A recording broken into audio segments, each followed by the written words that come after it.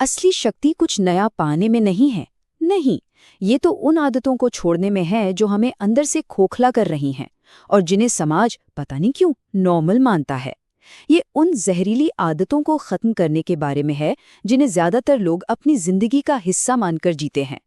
चलिए इस कला को समझते हैं। कभी सोचा है इस बारे में? देखिए, दुनिया पूरी तरह से शोर से भरी हुई है। हर कोई चिल्ला रहा है, ध्यान खींचने की कोशिश कर रहा है। लेकिन असली पावर, असली वजन उस इंसान में होता है जो खामोश है। उसकी चुप्पी में एक ऐसी ताकत होती है जो हजारों चीखती हुई आवाजों में भी नहीं होती। तो ये शक्ति आती कहाँ से है?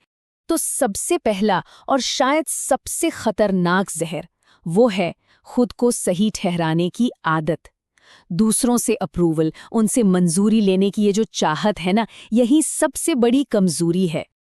जब भी कोई फैसला लिया जाता है और उसके तुरंत बाद अंदर से एक घबराहट होती है कि लोगों को समझाना पड़ेगा कि ऐसा क्यों किया, तो समझ लीजिए ये एक बीमारी है। वजह बताना, तर्क देना, ये सब असल में भीख मांगने जैसा है कि प्लीज मेरे फैसले को सही मान लो। ये बात बिल्कुल सीधी और साफ है। हर बार जब भी कोई अपने एक्शन को जस्टिफाई करने की कोशिश करता है, वो सामने वाले को अनजाने में ही सही जज बनने का हक दे देता है। ये अपनी ही पावर को सरेंडर करने जैसा है। यहाँ दो तरह की सोच साफ दिखती है। एक तरफ है राजा जो कभी अपने फैसलों की सफाई नहीं देता, वो बस करता है।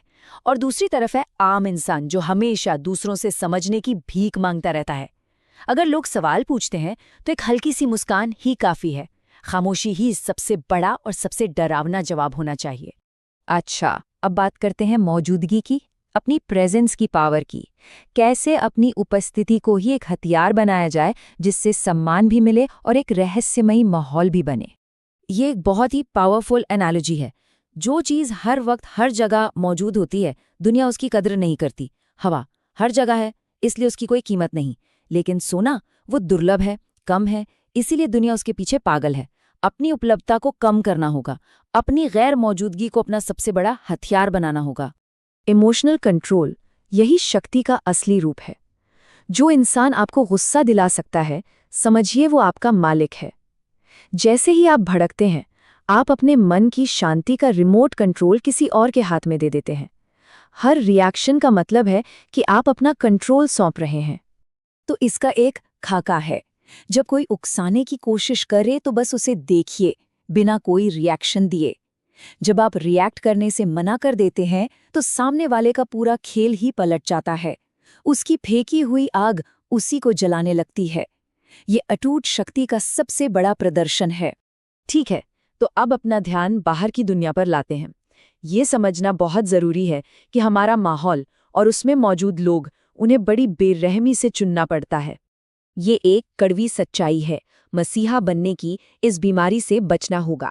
किसी को ठीक करने या बचाने की कोशिश करना एक बेकार और खुद को तबाह करने वाला काम है। सोचिए, जब कोई डूबता हुआ इंसान तैरना ही नहीं चाहता तो उसे बचाने की कोशिश में आप भी डूब जाते हैं। इन लक्षणों को पहचानना बहुत बहुत ज़रूरी है। ये वो दोस्त हैं जो तरक्की के सबसे बड़े दुश्मन हैं। वे किसी के भी बड़े सपने को अपनी छोटी सोच से मार देते हैं और उसे एक आरामदायक औसत दर्जे की जेल में हमेशा के लिए बंद कर देते हैं। ये आत्मसम्मान की नींव है। जिस पल सामने वाले को पता चल जाता है कि आपको उन्हें खोने का डर है, उसी पल आपकी इज्जत खत्म हो जाती है। ये कह पाने की हिम्मत कि मुझे तुम्हारी जरूरत नहीं है, यही सबसे बड़ी पावर है। शक्तिशाली बनने के लिए आम लोगों की राय से ऊपर उठना ही पड़ता है। अपनी शांति और अपनी सीमाओं की रक्षा के लिए अगर किसी की कहानी में विलन बनना पड़े तो शौक से बने।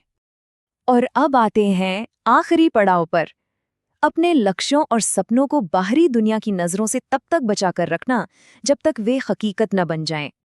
ये एक बहुत गहरा मनोवैज्ञानिक सच है। लोग मजदूर पर तरस खाते हैं लेकिन जादूगर की पूजा करते हैं। जब मेहनत को छिपा लिया जाता है और सिर्फ नतीजा दिखाया जाता है तो सफलता एक जादू की तरह लगती है। और जब लोग समझ नहीं पाते कि ये हुआ कैसे तो वे उसे किस्मत या टैलेंट मान लेते हैं। ये एक जबरदस्त रणनीति है। अपने इरादे इतने गुप्त होने चाहिए कि आपकी परछाई तक को पता न चले।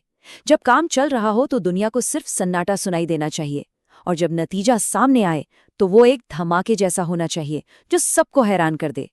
बिना मांगी सलाह देने से अपने ही ज्ञान की कीमत कम होती है। आपके शब्द, आपका अनुभव, आपकी समझ, ये आपकी करेंसी है। इसे उन लोगों पर बर्बाद नहीं करना चाहिए जो इसकी कद्र ही नहीं करते।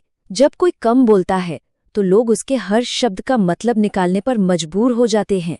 तो अंत में सवाल बस इतना सा है, आपके मन की शांति का कंट्रोल, उसकी चाबी किसकी जेब में है?